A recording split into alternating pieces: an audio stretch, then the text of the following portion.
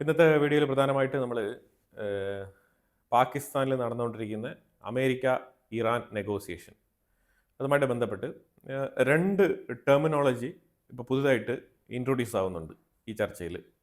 ഒന്ന് America first, രണ്ട് Israel first. Iran മുന്നോട്ട് വച്ചിരിക്കുന്ന ആശയങ്ങളിൽ നമ്പർ 1 ആണ് അമേരിക്ക ഫസ്റ്റ് എന്നുള്ള നിലയിൽ അമേരിക്ക നെഗോഷിയേറ്റ് ചെയ്യുന്നതിനെ ഞങ്ങൾ വെൽക്കം ചെയ്യുന്നു, നമ്പർ 1.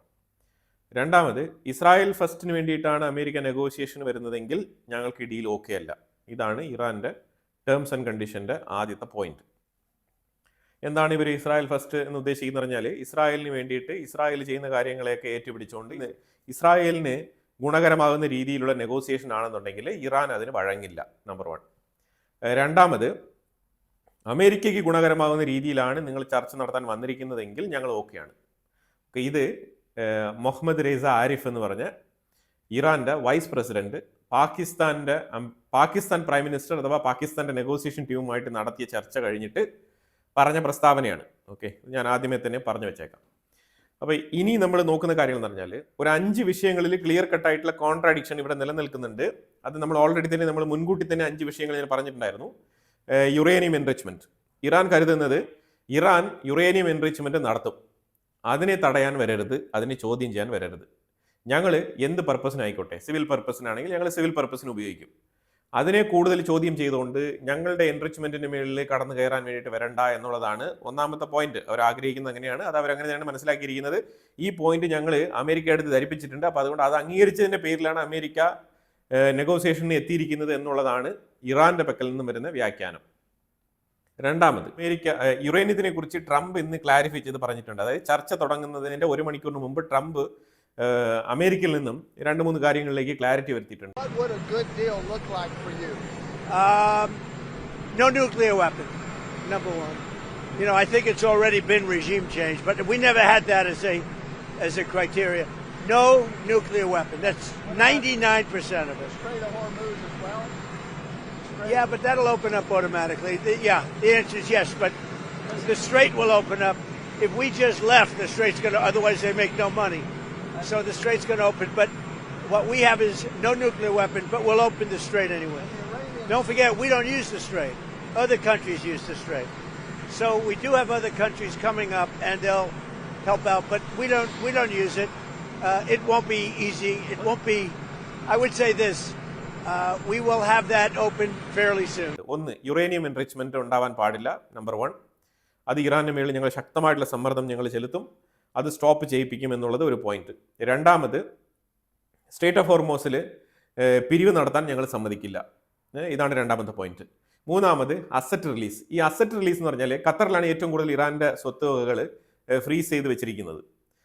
അമേരിക്കൻ കമ്പനികൾ, ഇതിനകത്ത് ഒരുപാട് കമ്പനികൾ, ഖത്തറിലുള്ള അമേരിക്കൻ കമ്പനികളിലും ഇവരുടെ അസറ്റ് ഉണ്ട്. അപ്പോൾ ഈ അസറ്റുകളെല്ലാം തന്നെ മിഡിൽ ഈസ്റ്റ് മേഖലയിൽ കിടക്കുന്ന ഈ അസറ്റുകളൊക്കെ റിലീസ് ചെയ്യണം എന്നുള്ളതാണ് ഇറാന്റെ റിക്വസ്റ്റ്. അത് ഒരു പക്ഷേ അമേരിക്ക ഓക്കെ പറഞ്ഞേക്കാം, പക്ഷേ ഇതുവരെ അത് ഓക്കെ പറഞ്ഞിട്ടില്ല. പക്ഷേ അത് റിലീസ് ചെയ്ത് കൊടുക്കാനുള്ള സാധ്യതയുണ്ട്. കാരണം അത് ഒരു ഫ്ലെക്സിബിൾ ആയിട്ട് തീരുമാനം എടുക്കാൻ പറ്റുന്ന ഒരു മേഖലയാണ്. അപ്പോൾ അതുകൊണ്ട് അസറ്റ് റിലീസ് എന്ന് പറയുന്നത് മുഹമ്മദ് ഗാലിബാഫ് ചർച്ച തുടങ്ങുന്നതിന് മുന്നേ തന്നെ, ഇറാനിൽ നിന്നും പുറപ്പെടുന്നതിന് മുമ്പ് തന്നെ പറഞ്ഞിട്ടുണ്ടായിരുന്നു. ഇനിയിപ്പോൾ ഈ സംഘത്തിലേക്ക് വന്നു കഴിഞ്ഞാൽ 71 മെമ്പേഴ്സാണ് മൊത്തത്തിൽ ഇറാനിൽ നിന്നും പാകിസ്ഥാനിലേക്ക് എത്തിയത്. ഇതിൽ ഒരു ഫ്ലൈറ്റിൽ സ്കൂൾ കുട്ടികളുടെ ഓർമ്മയ്ക്ക് വേണ്ടിയിട്ട് ആ ഫ്ലൈറ്റ് കൃത്യമായിട്ട് ഈ സ്കൂൾ കുട്ടികളുടെ പേരിൽ സീറ്റുകളിൽ അവരുടെ ഇമേജൊക്കെ വെച്ചുകൊണ്ട് ഒരു ഓർമ്മപ്പെടുത്തൽ, അതോടൊപ്പം അതിൻ്റെ വീഡിയോ ഫുട്ടേജ് എടുത്ത് ഇറാൻ പബ്ലിഷ് ചെയ്തിട്ടുണ്ടായിരുന്നു. കാരണം ഇറാനിയൻ ജനങ്ങൾക്ക് ഞങ്ങൾ എന്തിനു വേണ്ടിയിട്ടാണ് നെഗോസിയേഷന് പോകുന്നത്, എതിരാളികളോട് ഞങ്ങൾ കൃത്യമായിട്ടുള്ള നെഗോസിയേഷൻ നടത്തും എന്നുള്ളൊരു ഉറപ്പ് കൊടുക്കാൻ വേണ്ടിയിട്ട്, ഇറാനിയൻ ജനങ്ങൾക്ക് ഒരു ഉറപ്പ് കൊടുക്കാൻ വേണ്ടിയിട്ട് ഈ സംഘം ആ വീഡിയോ ഫുട്ടേജ് എടുത്ത് പുറത്തുവിട്ടിട്ടുണ്ടായിരുന്നു. അതുപോലെ ഒരു ഡമ്മി ഫ്ലൈറ്റ് ഇവർ ഒപ്പം കൂട്ടിയിട്ടുണ്ടായിരുന്നു. മൊത്തത്തിൽ 3 ഫ്ലൈറ്റിലാണ് ഇവർ വന്നതെന്നാണ് പറയപ്പെടുന്നത്. 2 ഫ്ലൈറ്റുകളിലായിട്ട് 2 ടീമായിട്ട് തിരിഞ്ഞാണ് ഇവർ വന്നത്. ഒരു ഫ്ലൈറ്റ് ഡമ്മി ഫ്ലൈറ്റ് ആയിരുന്നു.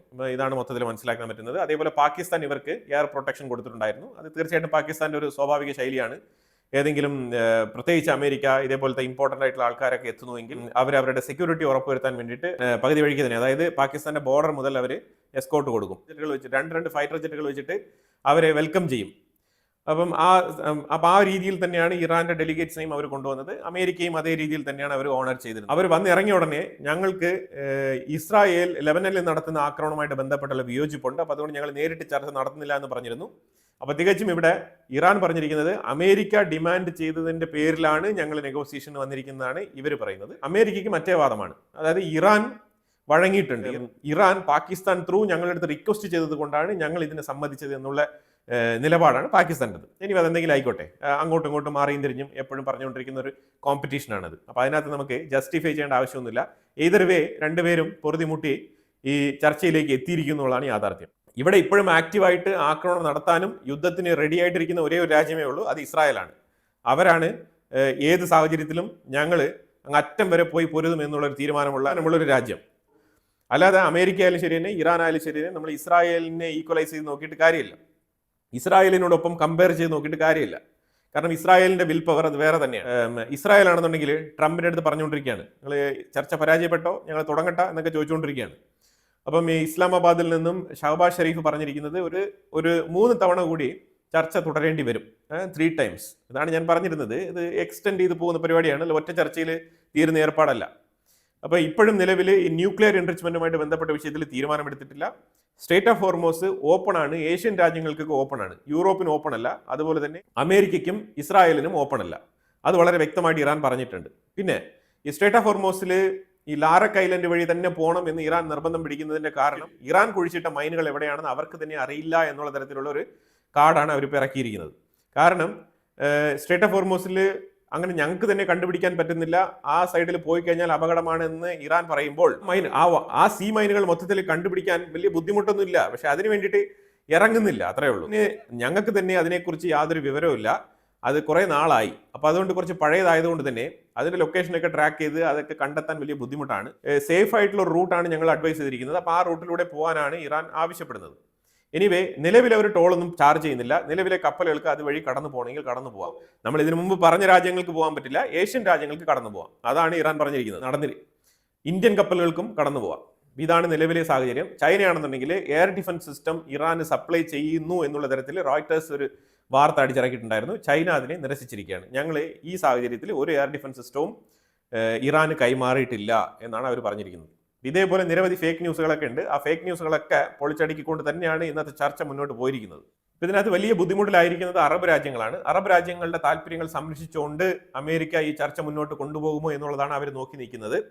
എന്തായാലും അറബ് രാജ്യങ്ങൾക്ക് ശരിക്കും പറഞ്ഞാൽ അമേരിക്കയുടെ ഈ ഒരു പ്രൊട്ടക്ഷൻ അത് അവർക്ക് വേണം. പക്ഷെ എന്നാലും അമേരിക്ക പൂർണ്ണമായിട്ട് അത് നൽകുന്നു എന്ന് ചോദിച്ചാൽ ഇല്ല. അതിൽ ഒരു തൃപ്തിയില്ലായ്മയുണ്ട് അറബ് രാജ്യങ്ങൾക്ക്. അപ്പോൾ അതുകൊണ്ട് തന്നെ കീർ സ്റ്റാർമറിന്റെ നേതൃത്വത്തിൽ UK പല അറബ് രാജ്യങ്ങളെയും സന്ദർശിക്കുന്നുണ്ട്. എന്താണ് അവർ ബാക്ക്ഗ്രൗണ്ടിൽ കൺവേ ചെയ്യുന്ന മെസ്സേജ് എന്നുള്ളത് വലിയ രീതിയിൽ പുറത്തു വരുന്നില്ല. പക്ഷേ സ്ട്രേറ്റ് ഓഫ് ഹോർമോസുമായിട്ട് ബന്ധപ്പെട്ട് ഒരു സപ്പോർട്ട് അതിന് വേണ്ടിയിട്ട് UK ഇറങ്ങിത്തിരിക്കുന്നതായിട്ടാണ് മനസ്സിലാക്കാൻ പറ്റുന്നത്. അറബ് രാജ്യങ്ങൾക്ക് ചോദിക്കാനുള്ളത് ഒരു ചോദ്യമാണ്. കഴിഞ്ഞ 40 ദിവസം തലങ്ങും വിലങ്ങും ബലിസ്റ്റിക് മിസൈലുകളും അതേപോലെ ഡ്രോണുകളൊക്കെ മിഡിൽ ഈസ്റ്റ് രാജ്യങ്ങളിലേക്ക് എത്തുമ്പോൾ താങ്കൾ എവിടെയായിരുന്നു എന്നുള്ളൊരു ഒറ്റ ചോദ്യം മതി UKയുടെ മുഖം വാടാൻ. പക്ഷേ കീർ സ്റ്റാർമറിന്റെ അടുത്ത് ആ രീതിയിൽ ആരും പെരുമാറിയില്ല. തീർച്ചയായിട്ടും സപ്പോർട്ടിന് നന്ദി പറഞ്ഞിട്ടുണ്ട്. പല മിഡിൽ ഈസ്റ്റ് രാജ്യങ്ങളിലേക്കും കീർ സ്റ്റാർമർ സന്ദർശനം നടത്തുന്നുണ്ട്. കീർ സ്റ്റാർമറിന്റെ നിലപാടിൽ ഒരു മാറ്റം വന്നിട്ടുണ്ടെന്ന് ഞാൻ ഇന്നലെ പറഞ്ഞിട്ടുണ്ടായിരുന്നു. ഇപ്പൊ കീർ സ്റ്റാർമർ ഇന്നലെ ഇംഗ്ലീഷ് ചാനൽ പറഞ്ഞിട്ട് UKക്ക് തൊട്ടടുത്തായിട്ട് ഇതേപോലെ ഒരു കടലെടുക്കുന്നുണ്ട്. ഏത് നമ്മുടെ സ്ട്രേറ്റ് ഓഫ് ഹോർമോസ് പോലൊരു സാധനം, സ്ട്രേറ്റ് ഓഫ് ഇംഗ്ലീഷ് ചാനൽ. അപ്പൊ ഇംഗ്ലീഷ് ചാനലിലൂടെ പോയ റഷ്യൻ ഒരു കപ്പലിനെ ഇന്നലെ UK ബ്ലോക്ക് ചെയ്തിട്ടുണ്ട്. അപ്പൊ ഇത് തീർച്ചയായിട്ടും സ്ട്രേറ്റ് ഓഫ് ഹോർമോസിനെ ഇറാൻ ബ്ലോക്ക് ചെയ്യുമ്പോൾ അതിനെതിരെ ശബ്ദമുയർത്തുന്ന കീർ സ്റ്റാർമറിന് ഇംഗ്ലീഷ് ചാനൽ എന്ന് പറയുന്നതും ഇതേപോലെ ഇന്റർനാഷണൽ വാട്ടർവേ ആണ്. അപ്പോൾ ആ ഇന്റർനാഷണൽ വാട്ടർവേയിൽ സഞ്ചരിക്കുന്ന കപ്പലുകളെ തടയാൻ വേണ്ടിയിട്ടുള്ള അവകാശം UKക്കും ഇല്ല. അപ്പോൾ ഈ പോയിന്റ് ഇറാൻ തിരിച്ചു ചോദിച്ചു കഴിഞ്ഞാൽ തീർച്ചയായിട്ടും UKക്ക് ഉത്തരം മുട്ടും. അപ്പോൾ അതുകൊണ്ട് പല രാജ്യങ്ങളുടെയും സപ്പോർട്ടോട് കൂടി സ്ട്രേറ്റ് ഓഫ് ഹോർമോസ് ഒന്ന് ഓപ്പൺ ചെയ്യാൻ പറ്റുമോ എന്നുള്ള രീതിയിൽ ഒരു സമ്മർദ്ദം ഇടാനാണ് UK ശ്രമിക്കുന്നത്. കാരണം ഇത് വേറെ ഒന്നും കൊണ്ടല്ല, യൂറോപ്യൻ രാജ്യങ്ങളുടെ സൈഡിൽ നിന്ന് നല്ല സമ്മർദ്ദമുണ്ട്. ഇനിയും 2 ആഴ്ച കൂടി സ്ട്രേറ്റ് ഓഫ് ഹോർമോസ് ഇതേ മാതൃകയിൽ അടഞ്ഞു കിടക്കുകയാണെന്നുണ്ടെങ്കിൽ ഏഷ്യക്കാർക്ക് മാത്രം കപ്പലുകൾ കൊണ്ടുപോകാം, യൂറോപ്യൻസിന് കൊണ്ടുപോകാൻ പറ്റില്ല എന്നുണ്ടെങ്കിൽ അവരുടെ ഗതി അധോഗതിയാവും. അപ്പോൾ അതുകൊണ്ട് പ്രത്യേകിച്ച് കീർ സ്റ്റാർമർ യൂറോപ്പിന്റെ കാര്യത്തിന് വേണ്ടിയിട്ടാണ് ഇറങ്ങി വന്നിരിക്കുന്നത്, അല്ലാതെ അമേരിക്കയെ പിന്തുണച്ച് കളയാമെന്ന് പറഞ്ഞിട്ട് വന്നതല്ല. ട്രംപ് പറഞ്ഞിരിക്കുന്നത് ഞങ്ങൾക്ക് 0% ഇൻട്രസ്റ്റ് ആണ് സ്ട്രേറ്റ് ഓഫ് ഹോർമോസിൽ, ഞങ്ങൾക്ക് ഒരു തരത്തിലുള്ള താല്പര്യമില്ല. പിന്നെ തീർച്ചയായിട്ടും ആഗോളതലത്തിൽ ഗ്ലോബലി തന്നെ സ്ട്രേറ്റ് ഓഫ് ഹോർമോസ് പോലെ പല കടലിടുക്കുകളുണ്ട്. അവിടെയെല്ലാമുള്ള രാജ്യങ്ങൾ, അവിടെ അതിർത്തി പങ്കിടുന്ന രാജ്യങ്ങളെല്ലാം തന്നെ ഇത്തരത്തിലുള്ള തീരുമാനമെടുത്തു കഴിഞ്ഞാൽ ആഗോളതലത്തിൽ ഒരു ക്രൈസിസ് രൂപപ്പെടും. അപ്പം അങ്ങനെ ഒരു കീഴ്വഴക്കം ഉണ്ടാവാതിരിക്കാൻ വേണ്ടിയിട്ടാണ് അമേരിക്ക ഇതിനകത്ത് ഇടപെടുന്നത് എന്ന് വ്യക്തമായി അമേരിക്ക പറയുന്നുണ്ട്. പിന്നെ ഈ ചർച്ചയ്ക്ക് 70 പേര് വന്നെങ്കിലും ഞാൻ ഇതിന് മുമ്പുള്ള വീഡിയോയിൽ അപ്ഡേറ്റ് ചെയ്തിരുന്നത് പോലെ ആ നാല് പേര് വെച്ചിട്ടുള്ള 12 പേരടങ്ങുന്ന ആ ഒരു പാനലാണ് ഫൈനൽ മീറ്റിംഗിൽ പങ്കെടുക്കുന്നത്. അപ്പോൾ ആദ്യമേ തന്നെ പ്രാഥമികമായിട്ട് JD വാൻസ് അടങ്ങുന്ന അമേരിക്കൻ സംഘം പാകിസ്ഥാനുമായിട്ട് ചർച്ച നടത്തി. അത് കഴിഞ്ഞിട്ട് ഇറാനിയൻ സംഘം പാകിസ്ഥാനുമായിട്ട് ചർച്ച നടത്തി. ഇറാനിയൻ ഗ്രൂപ്പ് പാകിസ്ഥാനുമായിട്ട് ചർച്ച നടത്തുന്നതിന് മുമ്പ് തന്നെ അവർ സ്വമേധയാ ഒരു മീറ്റിംഗ് നടത്തി സ്വന്തമായിട്ട്. അത് കഴിഞ്ഞിട്ടാണ് പാകിസ്ഥാനുമായിട്ട് ചർച്ച നടത്തിയത്. ഇനി ഈ 3 കൂട്ടരും കൂടി ചേർന്നിട്ട് ഒരു മീറ്റിംഗ് നടത്തുമെന്ന് പറയുന്നുണ്ട്. ആ മീറ്റിംഗ് ഇപ്പോഴും പ്രോഗ്രസ്സിലാണ്. ഞാൻ വീഡിയോ എടുത്തുകൊണ്ടിരിക്കുമ്പോഴും അതിൻ്റെ പൂർണ്ണരൂപം പുറത്തു വന്നിട്ടില്ല. പിന്നെ ഒരുപാട് ലേറ്റ് ആയി കഴിഞ്ഞാൽ പാതിരാത്രിക്ക് വീഡിയോ ഇടാൻ പറ്റുള്ളൂ. അപ്പോൾ അതുകൊണ്ടാണ് ഞാൻ ഈ പോയിന്റിൽ വെച്ചിട്ട് നിങ്ങൾക്ക് ഒരു അപ്ഡേറ്റ് തരാമെന്ന് വിചാരിച്ചത്. ഞാനിവിടെ ഒരു മാപ്പ് വെക്കുന്നുണ്ടല്ലോ, ഇതിൽ ലെബനന്റെ വിഷയം ഒന്ന് അപ്ഡേറ്റ് ചെയ്ത് പോവാം. ഇതിനകത്ത് ഈ മാപ്പിൽ യെല്ലോ കളർ ഡോട്ട് കാണിച്ചിരിക്കുന്ന സ്ഥലങ്ങളിലെല്ലാം തന്നെ ഹിസ്ബുള്ള ഇസ്രായേലിന്റെ ഉള്ളിലേക്ക് റോക്കറ്റ് അയച്ച സ്ഥലങ്ങളാണ് ഇതിനകത്ത് യെല്ലോ കളറിൽ മാർക്ക് ചെയ്തിരിക്കുന്നത്.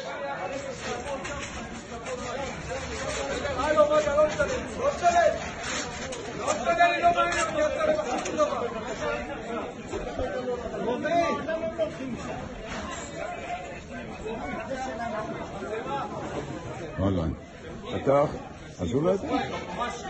נו, אתם, אמרתי לו. דיברתי עם יורם עכשיו. אני יכול להגיע לפה? איפה אתה רוצה להגיע? יופי, זהו, נשאיר את הציוד שלו. זהו, רק לא יודע, אני רק טלפנתי ליורם, זה אמר לי שאתם אצלהם. איזה ציוד? אז רק להביא ബാക്കിയുള്ള സ്ഥലങ്ങൾ മൊത്തം ഇസ്രായേൽ അങ്ങോട്ട് ആക്രമണം നടത്തിയതാണ്. ശക്തമായ രീതിയിൽ ലെബനന്റെ ഉള്ളിൽ ആക്രമണം നടത്തുന്നുണ്ട് ഇസ്രായേൽ.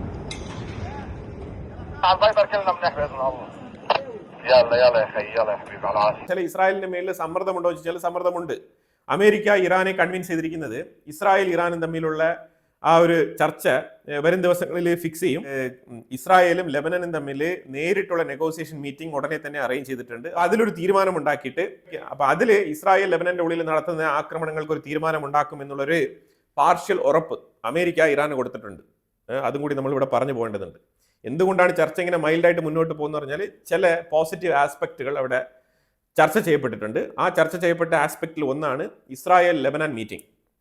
ഇസ്രായേൽ ലെബനാൻ മീറ്റിംഗ് എന്നത്തേക്കാണെന്ന് പറഞ്ഞാൽ ഇതിന് ഹിസ്ബുള്ളയ്ക്ക് വിയോജിപ്പുണ്ട് കേട്ടോ, അത് വേറെ കാര്യം. ഇവിടെ ലെബനനുമായിട്ട് ചർച്ച നടത്തുന്ന ആ ഒരു ഡേറ്റ് എന്ന് പറഞ്ഞാൽ നെക്സ്റ്റ് വീക്ക് വരുന്ന ചൊവ്വാഴ്ചയാണ് ഇസ്രായേലും ലെബനാനും തമ്മിൽ ഡയറക്റ്റ് ടോക്കിന് വേണ്ടിയിട്ട് തീരുമാനിച്ചിരിക്കുന്നത്, വരുന്ന ചൊവ്വാഴ്ച. അപ്പോൾ ആ ഒരു പോയിന്റിലേക്ക് ഒരു പ്രതീക്ഷ വെച്ചുകൊണ്ടാണ്, അതിനെ ബേസ് ചെയ്തിട്ടാണ് ഇപ്പോഴത്തെ ചർച്ച നടക്കുന്നത്. അപ്പോൾ വരുന്ന ചൊവ്വാഴ്ച വരെ പ്രശ്നങ്ങളൊന്നും ഉണ്ടാവില്ല, അതാണ് നമ്മൾ മനസ്സിലാക്കേണ്ടത്. ചർച്ച ഇപ്പോൾ തീർന്നു കഴിഞ്ഞാൽ അമേരിക്ക ഉടനെ ആക്രമണം നടത്തും, ആ രീതിയിലുള്ള വാർത്തയ്ക്കൊന്നും യാതൊരു പ്രസക്തിയില്ല. വരുന്ന ചൊവ്വാഴ്ച വരെ ഒരു പ്രശ്നം ഉണ്ടാകാൻ പോകുന്നില്ല. അത് കഴിഞ്ഞിട്ട് വീണ്ടും ഒരു ഡേറ്റ് ഫിക്സ് ചെയ്യും.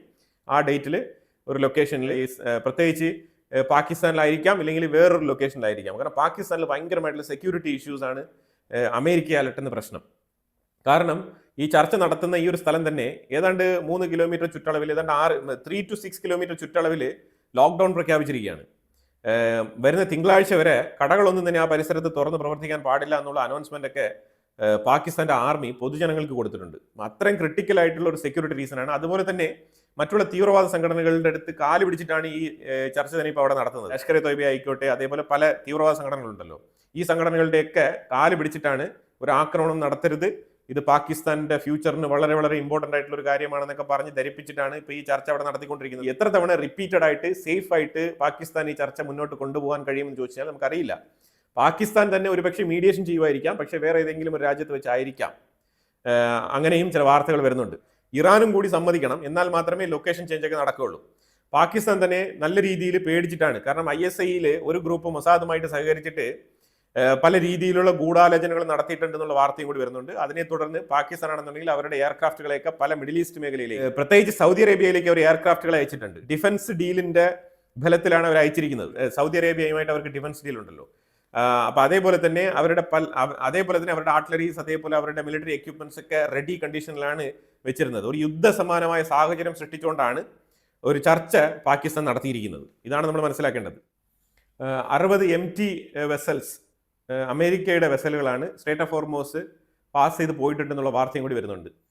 JD വാൻസാണ് ഈ ചർച്ച നടക്കാൻ വേണ്ടിയിട്ട് പ്രധാനമായിട്ട് ചുക്കാൻ പിടിച്ചത്. JD വാൻസിന്റെ ഉറച്ച നിലപാടാണ് ഈ ചർച്ച നടക്കാൻ കാരണമായതെന്നുള്ള വാർത്തയും കൂടി വരുന്നുണ്ട്. പാകിസ്ഥാൻ പറഞ്ഞിരിക്കുന്നത് അമേരിക്ക സമാധാനം പുനഃസ്ഥാപിക്കാൻ വേണ്ടിയിട്ട് ഉറച്ച തീരുമാനം എടുത്തിട്ടുണ്ട് എന്നുള്ള ഒരു സ്റ്റേറ്റ്മെന്റ് പാകിസ്ഥാൻ പറഞ്ഞിട്ടുണ്ട്. അമേരിക്കയുടെ സ്പോക്സ് പേഴ്സൺ ആയിട്ടുള്ള പാകിസ്ഥാൻ, അത് നിങ്ങൾ ശ്രദ്ധിക്കണം കേട്ടോ, അമേരിക്കയുടെ സ്പോക്സ് പേഴ്സൺ ആയിട്ടുള്ള പാകിസ്ഥാൻ പറഞ്ഞിട്ടുണ്ട്. ചർച്ച നടക്കുന്ന പശ്ചാത്തലത്തിലും ഇറാന്റെ ആംഡ് ഫോഴ്സ് റെഡിയായിരുന്നു. ഏതെങ്കിലും തരത്തിൽ പരാജയപ്പെടുന്നെങ്കിൽ ആക്രമണങ്ങൾ തുടരാൻ വേണ്ടിയിട്ട് അവർ സജ്ജമായിരുന്നു എന്നുള്ള വാർത്തയും കൂടി വരുന്നുണ്ട്. ഈ വന്നിറങ്ങിയ 71 പേരിൽ 14 പേര് വളരെ ടോപ്പ് ലെവലിലുള്ള ഉദ്യോഗസ്ഥരായിരുന്നു. അതിൽ 4 പേരാണ് ഇപ്പോൾ അമേരിക്കയുമായിട്ടുള്ള ചർച്ചയിൽ പങ്കെടുത്തുകൊണ്ടിരിക്കുന്നത്. അപ്പോൾ എനിവേ വളരെ നിർണായകമായിട്ടുള്ള ഡെവലപ്മെന്റ്സ് ആണ് നമ്മൾ ഈ വീഡിയോയിൽ പങ്കുവച്ചത്. ഇതിനെക്കുറിച്ചുള്ള അഭിപ്രായങ്ങൾ കമന്റ് ബോക്സിൽ രേഖപ്പെടുത്തുക. കൂടുതൽ വാർത്തകളുമായിട്ട് അടുത്ത വീഡിയോയിൽ വരാം. Thank you so much.